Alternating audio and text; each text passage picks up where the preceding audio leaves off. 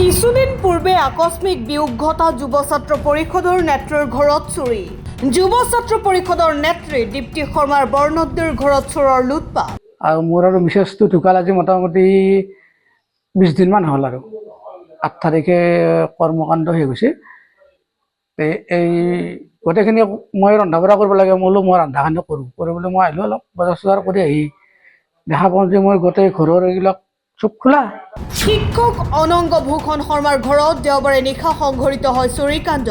পশ্চিম নলবাৰীত দিনক দিনে বৃদ্ধি পাইছে চুৰি কাৰ্যৰ ঘটনা।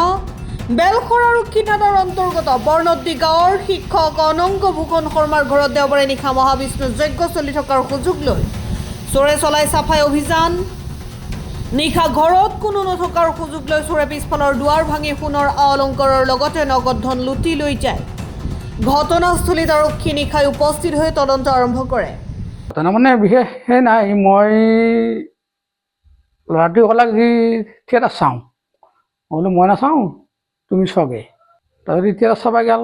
গুণামান আমাৰ যিটো মহাবিষ্ণু যজ্ঞ তাতে থিয়েটাৰ চলি আছে, কোহিনুৰ থিয়েটাৰ। তাৰপিছত সেই থিয়েটাৰ চাব যোৱাৰ আধা ঘণ্টামান দেৰিকৈ মই বোলো অকল হাতকৈ ময়ো একবাৰ চাই আহোঁ।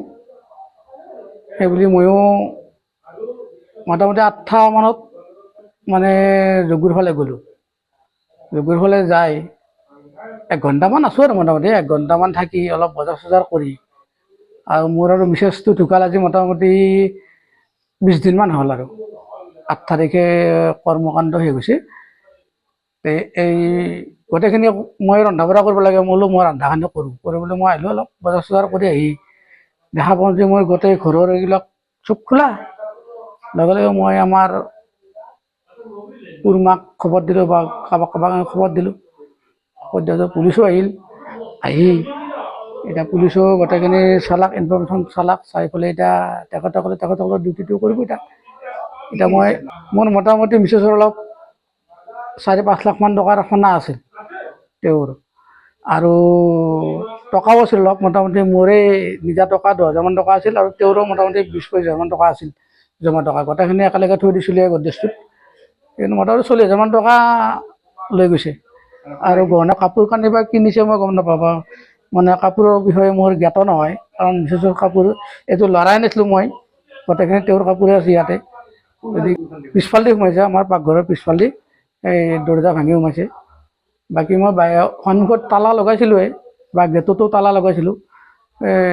পিছফালে বাৰী দি আহি পেলাই মই গোটেইখিনি লৈ গ'ল আৰু এতিয়া মই বৰ দুখিত আৰু এতিয়া সন্দেহ কৰিবলৈতো মোৰ কাকো একো নাই, কাৰণ এইখিনি হাতত বহু বছৰ মানে হোৱা নাই বুলিয়ে ক'ব পাৰি, ইয়াতে চুৰ মানে হোৱাই নাই। মাজতে একবাৰ সেই যজ্ঞ মন্দিৰৰ কাষৰে একঘৰ মানুহৰ যজ্ঞ চলি থকাতে হৈছিল আজি 3-4 বছৰমান আগত। তেনেকুৱা ধৰণৰ হোৱা নাই। আৰু এনেকুৱা উৎসৱ পাতিত চুৰ হয়েই, কিন্তু ভবা নাই আৰু এনেকুৱা যে মোৰ ঘৰতো যে এটা চুৰ হ'ব আৰু এটা এনেকুৱা দুখৰ পৰিৱেশ। কাৰণ দিনটো ঘৰত থাকিলে মানে এটা পৰিৱেশটো মানে ভাল লাগে নালাগে, মানে আপোনালোকে জানেই নিজৰ পত্নী এটা ঢুকোৱাৰ পিছত কেনেকুৱা এটা অনুভৱ হয়।